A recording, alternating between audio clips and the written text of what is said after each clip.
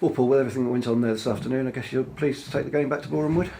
I thought the players were absolutely magnificent, Tony. To go down to 10, hard enough, then to go down to 9 with over 25 minutes to go with the injury time.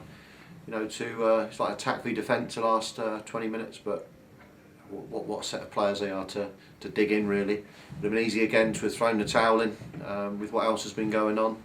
I think our first half performance sort of reflected a bit of the fatigue and a bit of the adrenaline, I suppose, is what's been going on around the club. But I thought second half, Spence was magnificent, and Gomez and May, Eastman, all of them, Skipper and Downer, Amankwa, I can go through every single one. I thought Max absolutely run his socks off, so did Tubbsy. Tubbsy ends up almost playing as a midfielder.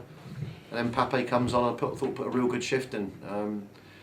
Obviously he's got to understand the English game and the English referees a bit more, but he will. But no, words can't describe really how good that result was. To have 9 men is difficult. Against a side like Boreham Wood, going down to 10 quite early on is difficult as well, isn't it? Yeah, well, it's you can play with 10. You can't really play with 9. I mean, we kept it as a sort of a 4-3-2 with Tubbsy and Max up there when we were at 10. But as soon as you went down to 9, plus your keeper, you only got 8 outfield players, and they make the pitch very, very big. Their 2 wide players stay right out wide. And I thought we defended our box manfully. The blocks that were coming in, great performance. And Craig Eastman's red card hopefully won't keep him out of the Arsenal game if everything's played, but disappointing for him. Disappointing for us, disappointing for him. I'm going to have a real good look at it, because live it didn't look a red to me. Thought a yellow would have sufficed, if I'm being honest, but we need to have a look at that one carefully, because we will appeal it if I'm right in what I'm thinking. And as you say, last 15 minutes, terrific defensive performance. Yeah, that 5 added. That 5 added went on forever.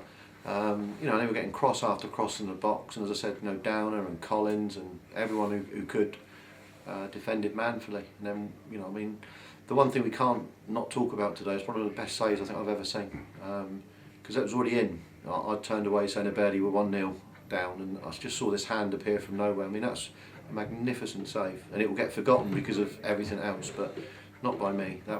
He's just a great goalkeeper.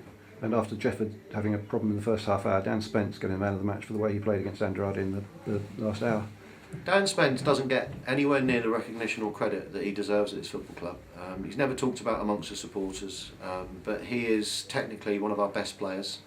Dan's only problem is he's been injured, and it's real unfortunate injuries as well. So he's now starting to put a run of games together, and if you can't see that he's a good footballer, at this level particularly, then you don't know what you're talking about at football. And an extra game to play now, and Tranmere moving back to April, but.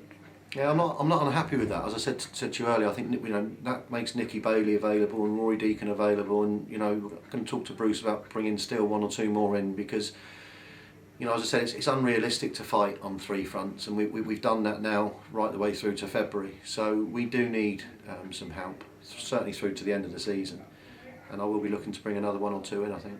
Okay, thanks Paul. Thanks Tony. Cheers. Thank you.